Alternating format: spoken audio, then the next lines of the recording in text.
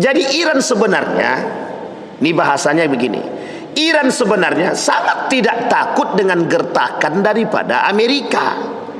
Maka sekarang dalam perang Iran dengan Israel, itu sebenarnya bukan Israel dan Iran, lebih tepatnya Amerika dengan Iran. Gertakannya di mana? Iran meluncurkan rudal ingin tahu siapa dalang Israel. Akhirnya muncul juga kata bahasa para pengamat politik amartiran. Setelah dipancing Israel di bumi hanguskan, muncul pernyataan resmi, akan kami hancurkan Iran, kata Donald Trump. Ya ayuhan nasu taqu rabbakum alladhi khalaqakum min nafsi wahidah wa khalaqa minha zawjaha wa batha minhuma rijalan katsiran wa nisaa wattaqullaha alladhi tasaaluna bihi wal arham innallaha kana 'alaikum raqiba.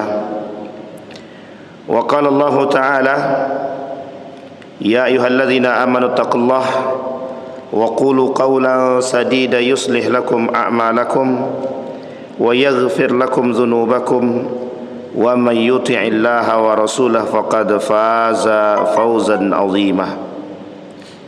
Puji syukur kehadirat Allah dengan mengucapkan alhamdulillahirabbil alamin. Berselawat kepada Nabi dengan mengucapkan Allahumma salli ala Muhammad wa ala ali Muhammad fil alamin innaka Hamidum Majid. Bapak Ibu sekalian yang berbahagia, mudah-mudahan di subuh hari ini Allah limpahkan rahmat dan karunia-Nya kepada kita semua. Allah jadikan kita orang-orang yang selalu bersyukur akan segala nikmat-Nya. Allah jadikan rumah tangga yang sakinah, mawaddah, warahmah. Allah kemudian dekatkan kita kepada Allah, dan insya-Allah kita semua yang hadir husnul khatimah. Untuk orang tua kita yang telah mendahului kita, Allah tempatkan di tempat terbaik di sisinya. Allah terima amal ibadahnya.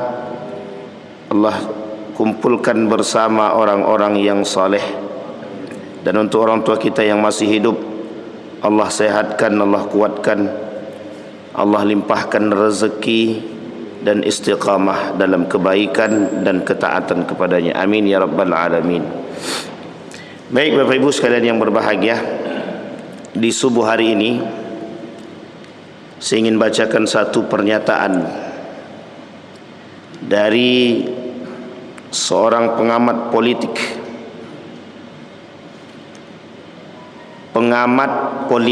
lebih tepatnya penasehat politik daripada Erdogan, Dr. Omar Gormes. Namanya agak-agak susah sedikit.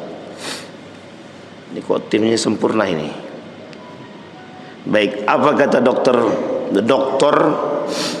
Omar Gomez, penasehat politik daripada Erdogan? Kita perlu melindungi Iran dari ancaman barat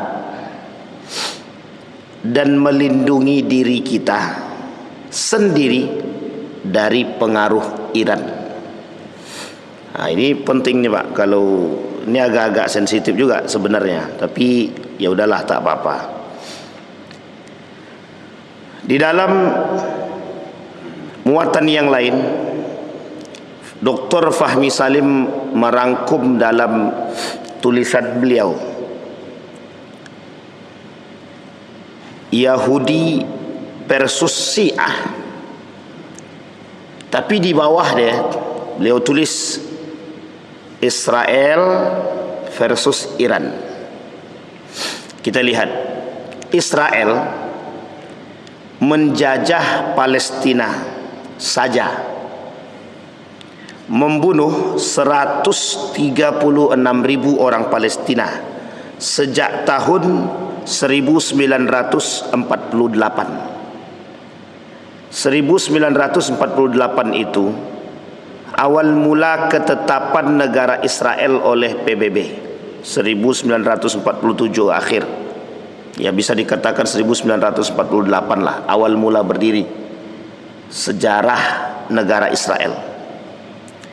Jumlah pengungsi 2,5 juta orang Palestina. Tapi sekarang kita lihat ke sebelahnya, itu kan Israel. Di dalam Israel itu, di dalam benderanya ada garis atas, garis bawah, Sungai Nil, Sungai Dokhbah. Di tengah-tengah ada bintang. Jumlah bintang itu ada 6. 6 tersebut adalah 6 negara. Nanti mulai dari awal daripada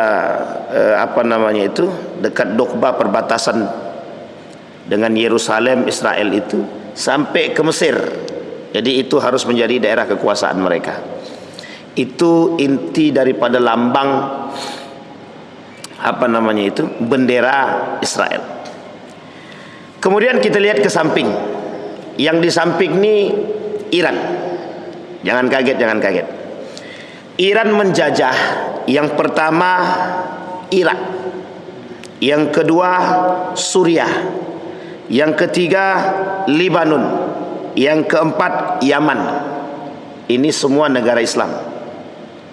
Irak, Suriah, Lebanon, Yaman, 4. Membunuh 70.000 orang Irak, 500.000 orang Suriah, 30.000 orang Lebanon, 25.000 orang Yaman.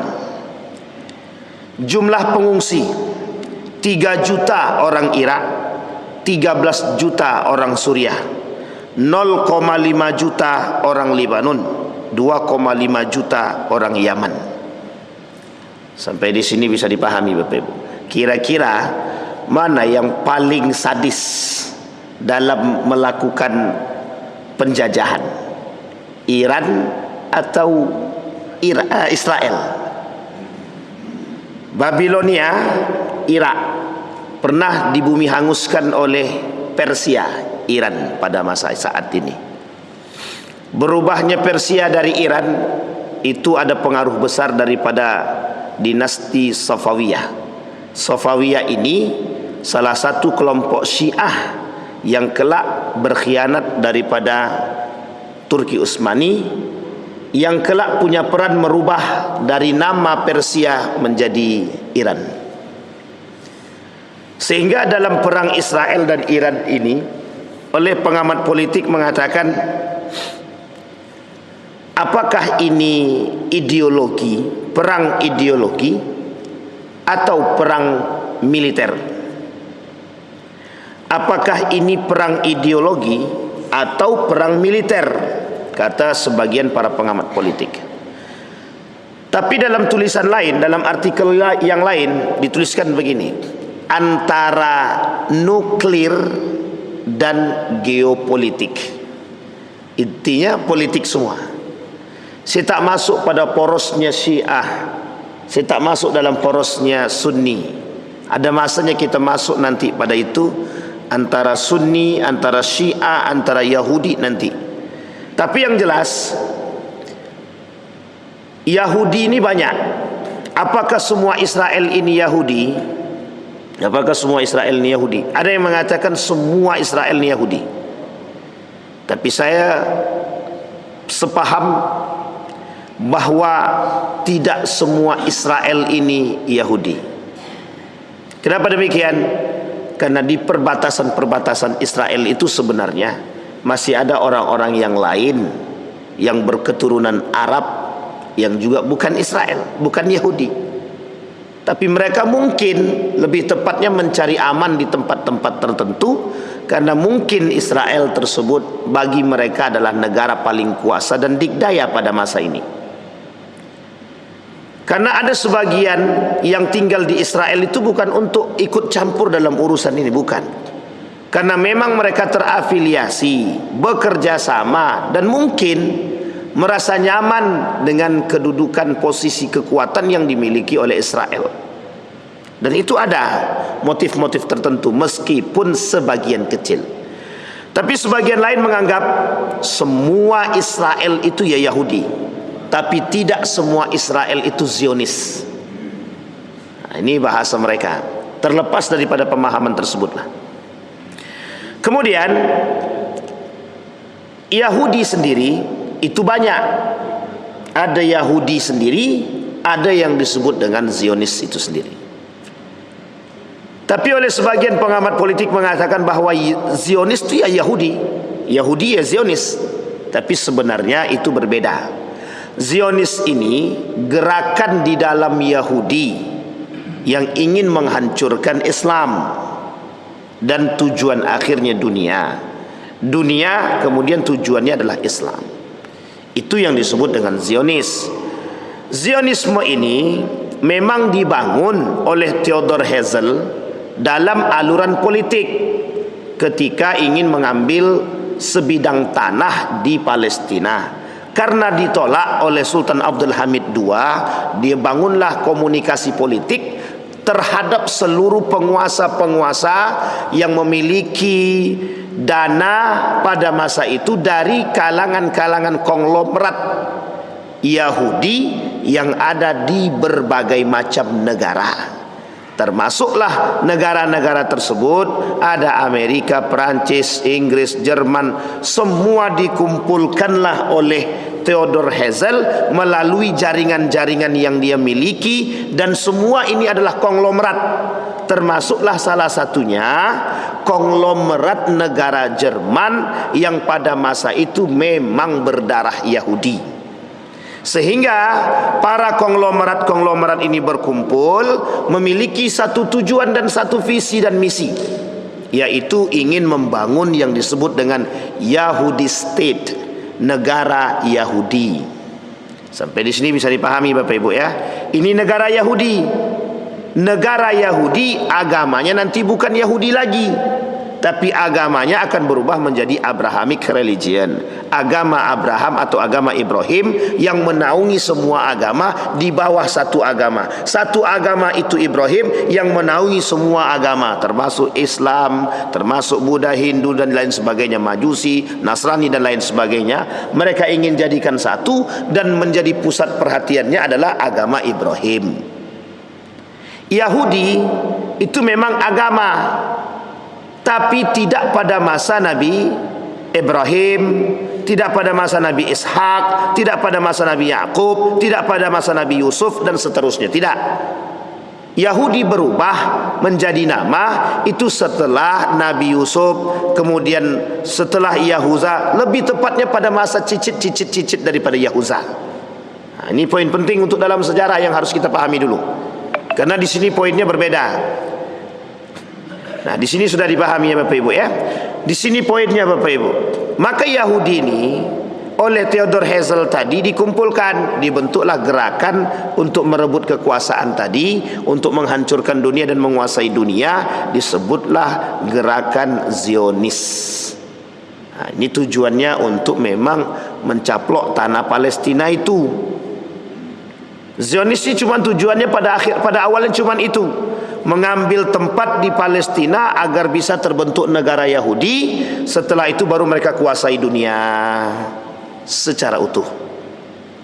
Nah, sekarang pertanyaannya adalah, apakah semua Israel itu Yahudi?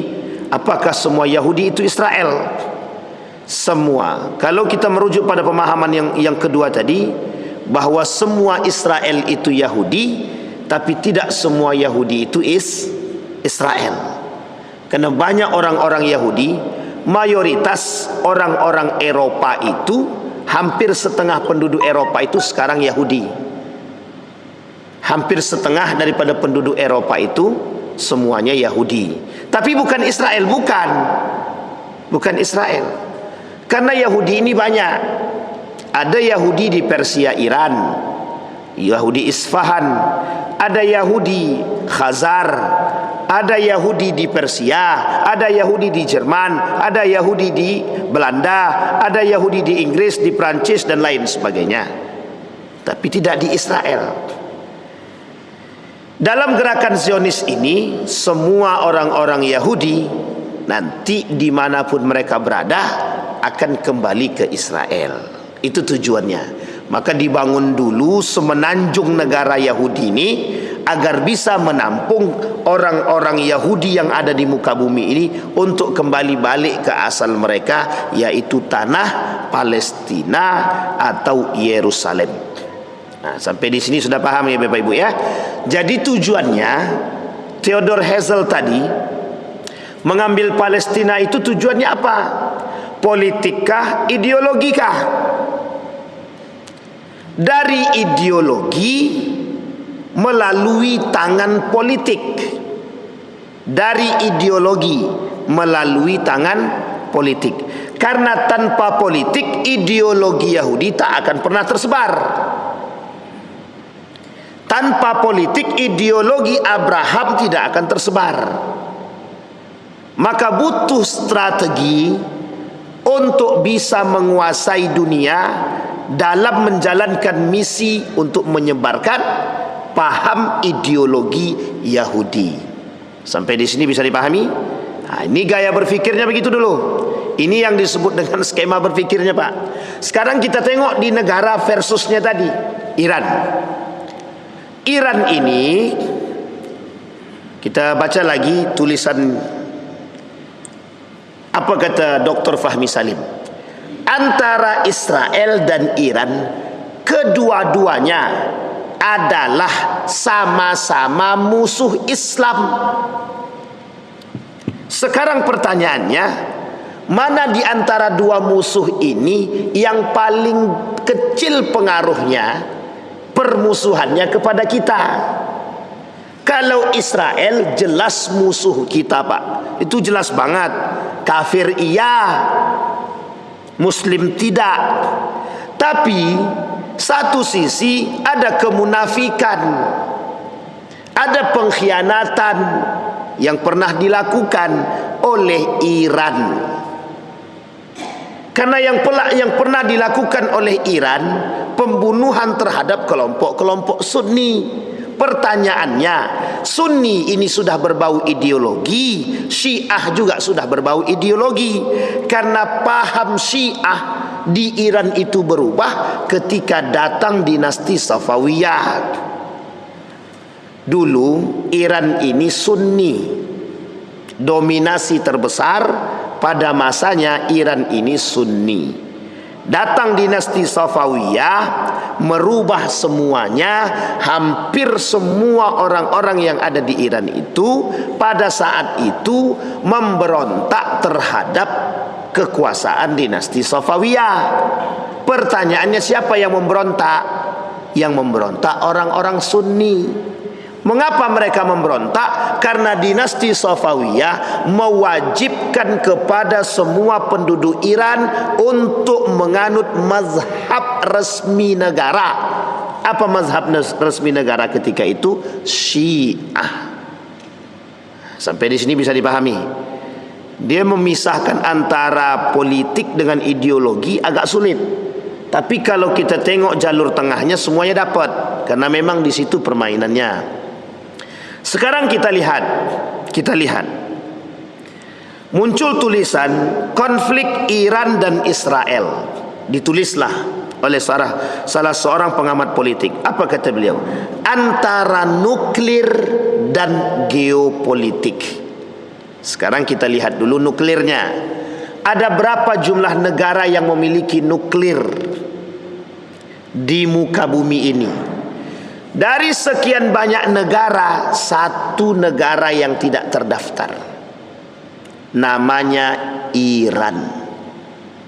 Itu tak terdaftar dalam perkumpulan para negara yang memiliki nuklir. Iran tidak terdaftar.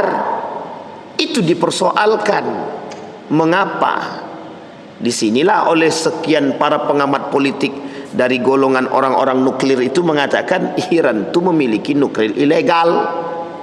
Pertanyaannya adalah, apakah Iran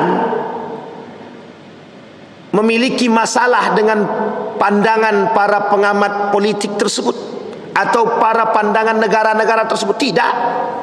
Tidak. Bagi Iran biasa saja. Karena sesungguhnya Iran punya dua strategi politik yang harus kita pahami. Satu geopolitik, yang kedua proxy war. Yang satu perang geopolitik, yang satunya lagi perang menggunakan tangan orang lain. Maksudnya perang menggunakan tangan orang lain itu bagaimana?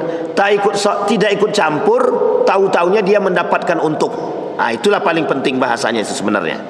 Yang berkelahi siapa, yang untung siapa. Nah, sampai di sini bisa dipahami ya Bapak Ibu ya. Baik. Sekarang kita lihat lagi. Ini antara nuklir atau geopolitik, atau antara nuklir dan geopolitik. Kapan terjadi perang antara Israel dan Iran? Ketika Iran diserang, baru kemudian Iran menyerang. Pertanyaannya, sebelum Israel menyerang Iran, apakah Iran menyerang Israel? Tidak. Itu poin penting yang harus dipaham dulu. Apakah Iran menyerang Israel sebelum Israel menyerang Iran? Tidak. Iran tidak menyerang. Hanya saja konflik antara Israel dan Iran sudah mulai terasa dari jalur penghembusan yang dilakukan oleh Amerika. Jadi hasutan demi hasutan itu sudah terjadi. Amerika pernah pada masanya beberapa tahun yang lalu itu digertak oleh Iran. Bahkan sempat terjadi ketika Iran menutup Selat Hormuz. Apa yang terjadi? Perubahan ekonomi Eropa drastis sampai terjadi krisis moneter. Yang lebih tepatnya, negara mana yang terimbas daripada itu? Yang paling besar negara Amerika. Jadi Iran sebenarnya, ini bahasanya begini, Iran sebenarnya sangat tidak takut dengan gertakan daripada Amerika. Maka sekarang dalam perang Iran dengan Israel, itu sebenarnya bukan Israel dan Iran, lebih tepatnya Amerika dengan Iran. Gertakannya di mana? Iran meluncurkan rudal, ingin tahu siapa dalang Israel. Akhirnya muncul juga kata bahasa para pengamat politik amartiran. Setelah dipancing Israel di bumi hanguskan, muncul pernyataan resmi, akan kami hancurkan Iran, kata Donald Trump. Kita melihat ciutan-ciutan tersebut, cuitan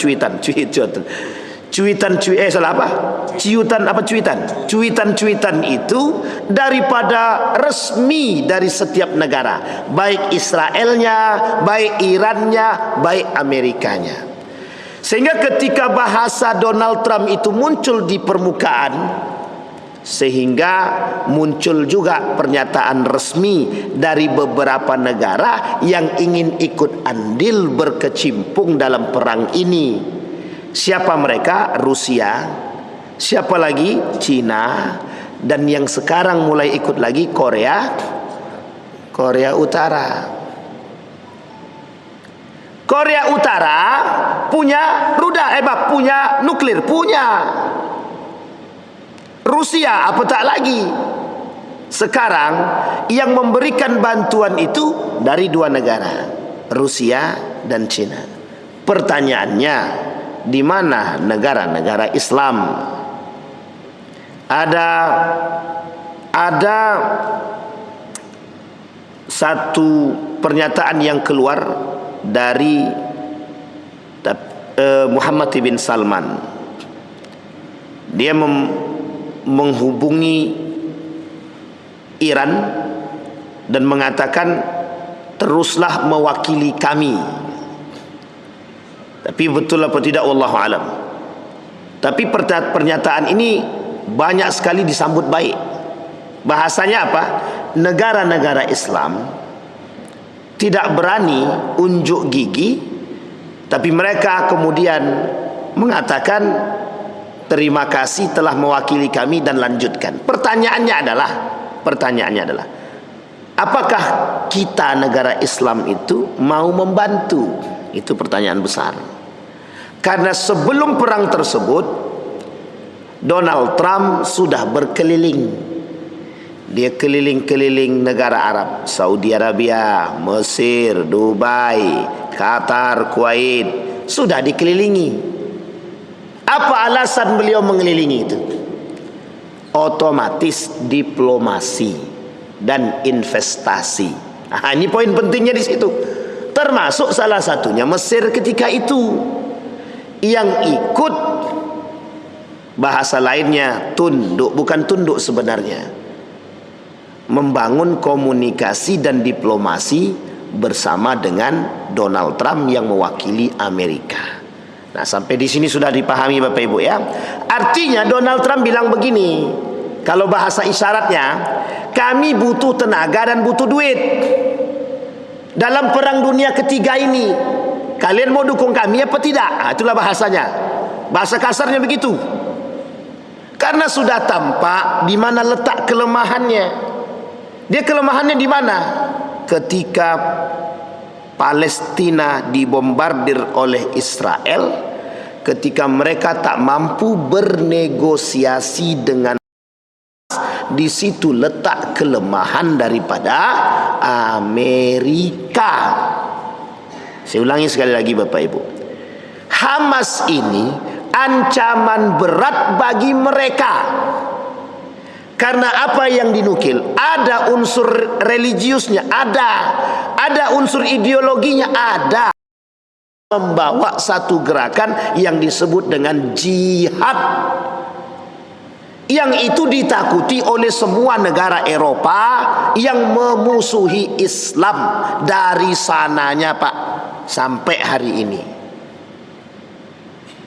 Maka kalau kita merujuk kepada karakter Israel, Bani Israel, kita tidak Israelnya dulu tapi Bani Israel, itu penakut.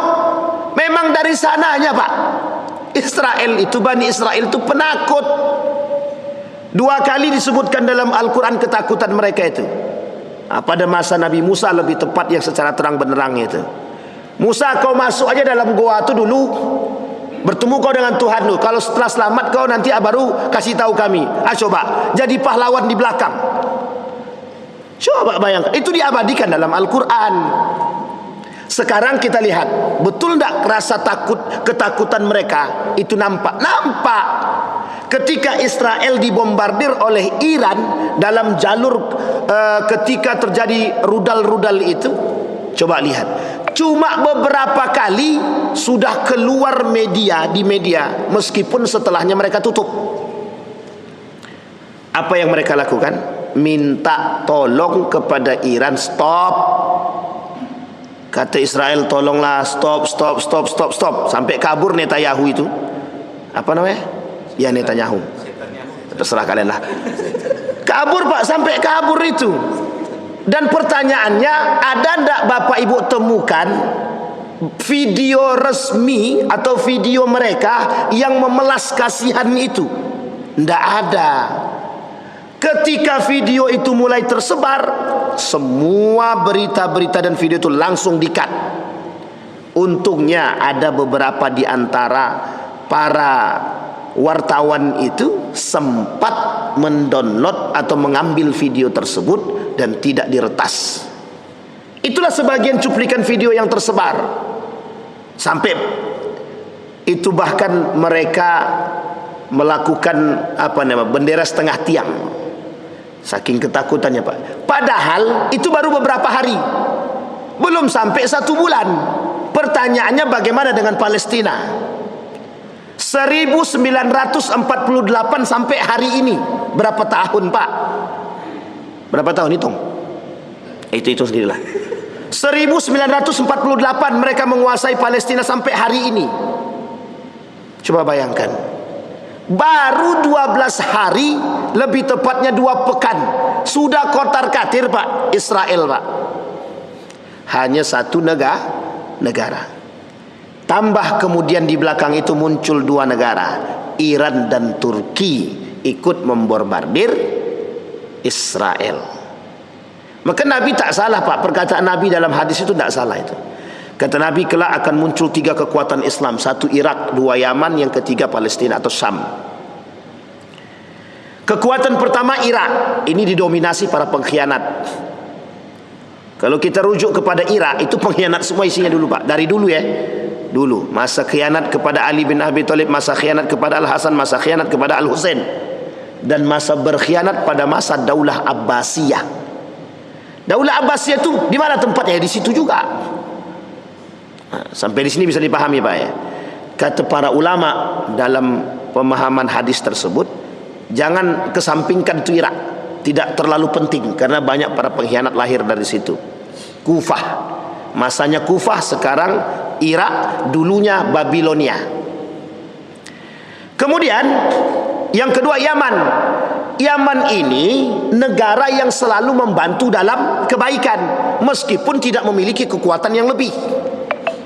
Ada tercantum nama Iran memiliki nuklir? Tak. Ketika Yaman ini berantem dengan Saudi, dengan beberapa negara Islam yang lain, itu Yaman kotar-katir itu. Jadi kekuatannya tidak seutuhnya penuh. Tapi kemudian yang ketiga yang menjadi pusat perhatian kita itu ada di situ, Syam. Syam itu mencakupilah negara-negara tadi, Yordania, Libanon, Suriah, Palestina, Yerusalem. Kita ambillah 4 negara itu saja kan. Sampai di sini bisa dipahami Bapak Ibu. Di situ kekuatannya di situ. Pertanyaannya Iran masuk mana? Dalam hadis ini ada Irannya? Tidak ada. Irannya tak ada. Sampai di sini paham? Sekarang kita lihat lagi sejarah. Ini pokoknya bicara sejarah aja nih. Sejarah. Sekarang kita lihat sejarah. Sejarah Iran menghancurkan Irak. Iran paling berkuasa. Cara Iran menghancurkan Irak itu bukan dengan tangan Iran seutuhnya. Pengkhianatan orang Yahudi yang ada di Irak. Berkhianatlah Yahudi yang ada di Babilonia. Ketika itu dimanfaatkan oleh Persia, sehingga Persia menang atas Babilonia. Ketika itu Persia sebenarnya tidak mengerahkan sebanyak-banyaknya kekuatan karena pengkhianatan yang sudah dilakukan oleh Yahudi ketika itu. Jadi mudah bagi Persia dihasutnya orang-orang Yahudi ini untuk berkhianat kepada Irak. Akhir yang terjadi berkhianat mereka, sehingga pindah haluan Pak. Masuklah orang-orang Yahudi Babilonia ini pindah ke Persia. Nih lihat di sini Pak, poin pentingnya di sini. Poin pentingnya di Persia dibagi 2 mereka. Setengah tinggal di Persia, setengahnya pindah ke Yerusalem. Pertanyaannya, Persia pada masa itu membantu siapa untuk menaklukkan Yerusalem? Persia dalam satu misi dia juga pengen menaklukkan Palestina. Di mana letaknya? Di mana kita bisa lihat ketika dia menghancurkan Suriah. Poin ini Pak, oleh para ulama, Libanon, Suriah itu bagian daripada Syam. Dan Syam ini dalam hadis Nabi itu sahih. Dari Syam ini lahir kekuatan umat Muslim. Mereka anggap itu mereka. Sampai di sini bisa dipahami? Artinya mental kekuatan perang dan menang yang dimiliki oleh Persia pada masa dahulu sampai hari ini terturunkan kepada Iran. Dan itu cikal bakal mereka pada masanya. Jadi kalau bertanya tentang Iran, Iran itu punya mental menang. Iran itu punya mental perang. Jadi dia selalu merasa diri dia kuat dari dahulu. Makanya dia tak pernah gentar. Oh, Amerika mau datang, datanglah. Mau lawan-lawanlah. Mau perang, ayo. Semakin dia ajak berperang, semakin dihancurkannya Israel tadi. Bukan semakin runtuh dia, bukan. Memang ditantangnya betul. Nah, ada sebagian pengamat itu mengatakan, pengamat politik, bahkan ada dari kalangan para ulama itu yang mengatakan Iran itu pasti menang terhadap Israel. Iran itu pasti menang terhadap Israel. Nah, coba bayangkan saking percayanya, karena Israel, ini kita lihat Pak, psikologinya secara psikologi. Israel itu tidak pernah punya psikologi kemenangan, itu tidak pernah. Israel ini tidak pernah punya psikologi, berani tak pernah. Tapi Iran memang mentalnya begitu. Persia, mulai dari Persia sampai jadi Iran, memang begitu Pak. Memang mentalnya itu. Dulu pernah menguasai muka bumi ini Pak, kekuatan Persia. Baca dalam sejarah. Siapa Persia tersebut? Iran Pak, Iran.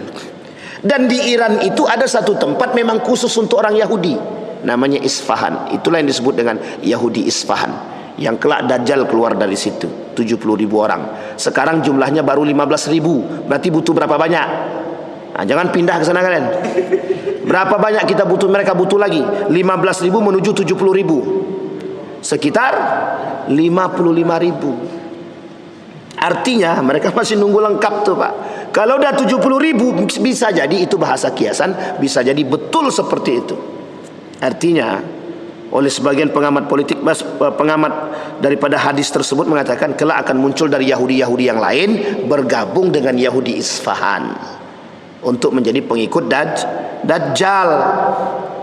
Nah, sekarang kita lihat Pak, pertanyaannya, Iran punya mental perang, Israel tidak punya mental perang. Israel psikologi penakutnya ada, Iran psikologi pemberaninya ada. Kira-kira dalam jalur frame seperti ini, kira-kira mungkin tidak Iran untuk takluk kepada Israel? Dalam jalur skema psikologi, mungkin tidak Iran takluk dengan Israel? Tidak. Tidak. Nah, sekarang pertanyaannya, kok bisa? Di sinilah Pak yang disebut dengan geopolitik. Kenapa? Iran menguasai Selat Hormuz. Karena kekuatan Israel itu dari kalangan Yahudi Eropa. Kelemahan Eropa tersebut di mana? Selat Hormuz itu menghasilkan minyak, jalur lewat minyak. Ketika Selat Hormuz ditutup, hancur semua. Semua negara Eropa bingung mencari minyak kemana. Sampai di sini paham? Makanya kalau ditantang perang kami tutup, selesai. Terjadi Pak, Amerika pernah marah kepada Iran, ditutupnya Selat Hormuz. Apa yang terjadi? 1 bulan lebih lamanya krisis moneter di Amerika. Itu gara-gara kata Iran, kalian masih ngajak berantem. Sehingga terbangunlah komunikasi. Termasuklah ketika itu Saudi Arabia juga ikut. Sekarang kan sudah boleh tuh orang-orang Iran masuk ke Mekah dan Madinah. Dulu banyak kasusnya Pak. Besok kita bahas persoalan Sunni Syiah ini di Masjid Mukminin besok, hari Selasa. Ini baru dalam Iran dan Israelnya, dalam kancah politik mereka. Itu yang pertama. Ini yang disebut dengan permainan Iran dalam kaca geopolitiknya. Apa maksudnya? Iran sudah pernah menguasai negara-negara yang berada di sekitar Syam. Artinya sangat mungkin bagi Iran untuk kemudian membangun dan memulihkan komunikasi mereka dengan penduduk-penduduk ini, baik Yordania, baik Libanon, baik Suriah. Kalau ini terbangun dengan baik, mudah bagi Iran untuk menghancurkan Israel. Sangat mudik sekali Pak. Maka sebagian politik mengatakan, kami cuma bermain dengan Israel. Kami pengen tahu dalang Israel ini siapa. Kalau kita lihat Pak, secara penguasaan penjajahan Iran dengan Israel jauh Pak. Kalau kita lihat mental jauh Pak. Kalau kita lihat kekuatan jauh Pak. Memang yang punya kekuatan Israel tidak punya kekuatan Pak. Kalau bukan sokongan dana dari kelompok-kelompok Yahudi, Israel tidak bisa bertahan Pak. Bahkan seorang konglomerat Rockefeller Yahudi, dialah yang mendanai semua baliknya satu kapal penuh, bukan satu kapal ya, beberapa kapal itu, orang-orang Yahudi Eropa balik ke Israel itu Pak, pada tahun 1950-an. Setelah mereka punya negara Israel diakui oleh PBB, yang ditolak oleh semua negara-negara Islam. Nah, coba bayangkan, itu ada seorang donatur besar Rockefeller itu dan dinasti-dinasti Yahudi yang lain mendanai pulangnya semua orang-orang Yahudi pada masa itu 1950-an itu ke Israel. Hanya untuk apa? Memperluas tempatan mereka. Coba bayangkan Pak, bisa Bapak bayangkan cara mereka menguasainya kan?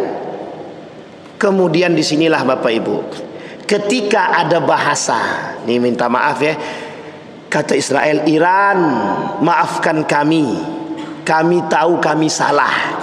Itu memang sudah karakternya Bani Israel.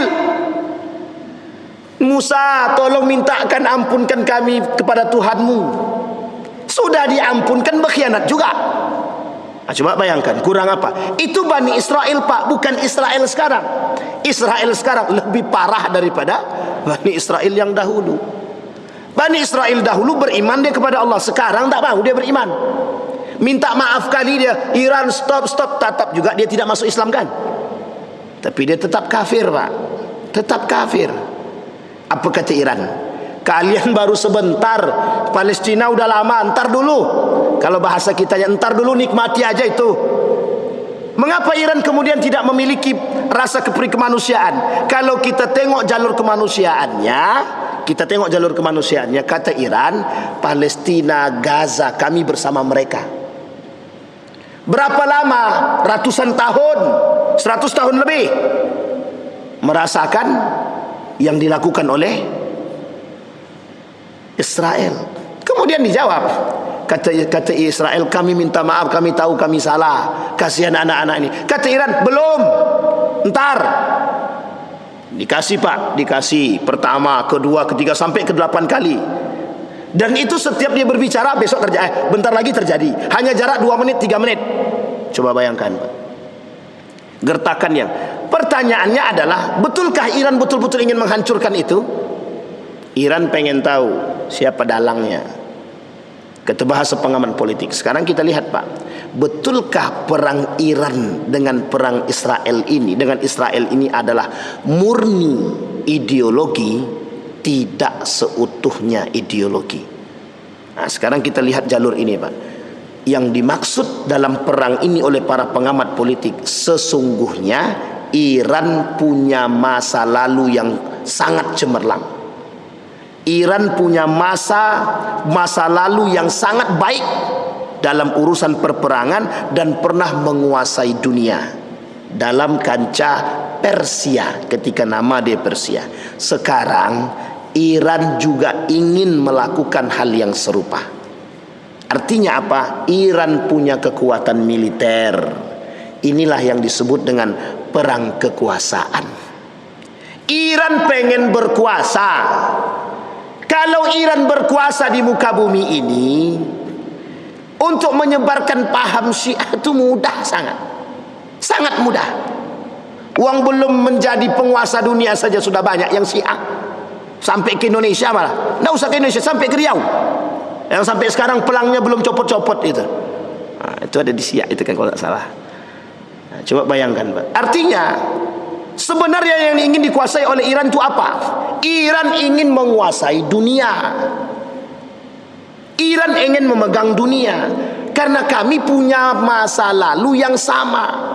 Kami punya masa lalu bahwa kami ini seorang pemenang. Sampai di sini bisa dipahami. Sekarang pertanyaannya, apa yang membuat Iran begitu merasa ingin menguasai? Karena Iran bisa tahu bagaimana cara menaklukkan negara-negara adik kuasa hari ini. Di mana lewat jalurnya? Cuma jalur minyak. Karena satu-satunya jalur yang sehari ini memang diharapkan, yang memang betul-betul dipegang oleh orang-orang Eropa. Maka ketika Donald Trump mengancam Iran, apa jawaban beberapa negara Eropa yang lain? Jangan sampai kami ikut. Jangan sampai kami ikut. Maksudnya apa? Jangan gara-gara Amerika kami kena imbas. Mesti Pak, mesti. Nah, di sini poin penting Pak. Kalau sempat itu terjadi, maka bisa dipastikan Iran akan mengambil tindakan itu. Tapi Iran belum mengancam tindakan itu. Belum. Kenapa belum? Karena perang belum berakhir. Karena perang belum sampai pada puncaknya. Yang baru ikut membantu baru satu negara. Masa Amerika sendiri? Belum yang lain. Coba bayangkan. Sampai segitukah mereka serius? pertanyaannya adalah, adakah unsur ideologi dalam unsur politik yang dibangun oleh Iran? Ada. Kita tak pernah bisa menutup mata dengan perbuatan yang dilakukan oleh Iran terhadap kelompok-kelompok Sunni. Maka Bapak Ibu sekalian yang berbahagia, dari skema yang saya sampaikan tadi, setidaknya kita sudah bisa membuka sebenarnya perangnya Israel dan Iran ini perang apa? Ideologikah atau politikkah? Atau perang kekuasaan? Nah, kita mengambil frame ini, tidak saya sebutkan secara zahir, tapi sudah saya gambarkan dengan model kekuasaan yang dimiliki oleh Iran. Dan Iran punya mental. Nah, Bapak Ibu sekalian yang berbahagia, saya sampaikan dari pengamatan salah seorang pakar politik internasional. Iran punya kekuatan, yang kekuatan Iran itu bisa menaklukkan negara-negara yang lain. Apa itu? Satu, Iran punya nuklir. Yang kedua, Iran punya diplomasi komunikasi yang tidak sama dengan yang lain. Nah, ini selalu dilakukan. Intinya, takiyahnya yang dimiliki oleh Syiah itu tidak hanya berporos pada ideologi, tapi juga dimanfaatkan oleh mereka dalam jalur politik. Jadi jangan salah, unsur pengkhianatan itu pasti ada. Maka bahasanya pengamat politik Erdogan tadi, penasehat politiknya tadi, kita harus menjaga Iran dari ancaman Barat, tapi kita juga harus menjaga diri dari pengaruh pahamnya Iran. Nah, sekarang Bapak Ibu boleh tengok nih, mohon maaf ya, bahasa Ali Khumaini sebelum kita tutup. Hei orang-orang Sunni, kita bersatulah. Mari kita bersatu, jangan bercerai-berai. Eropa senang kita bercerai-berai. Betul Pak, Eropa sangat senang, Barat sangat senang kita bercerai-berai. Cuma yang saya katakan, berhati-hatilah dari ajakan tersebut. Kita tetap bersatu, tapi kita tetap menjaga diri. Nah, inilah poin penting dari apa yang kita sampaikan di subuh hari ini, bahwa kita umat muslim ini ada satu pernyataan yang kemarin disampaikan begini. Hendaknya negara-negara Islam ini belajar dari kekuatan politiknya Iran, belajar dari kekuatan militernya Iran. Kenapa demikian? Digoyang bagaimanapun tetap kuat dia Pak. Karena dia siap berperang, dia punya mental. Karena dia siap dengan segala hal, karena dia punya kekuasaan. Artinya Iran tak pernah takut dengan ancaman apapun. Iran tak pernah takut dengan siapapun. Kenapa demikian? Karena Iran tahu mereka-mereka yang di bawah ini hanya tangan yang digunakan oleh penguasa yang sesungguhnya. Itulah yang diinginkan oleh Iran.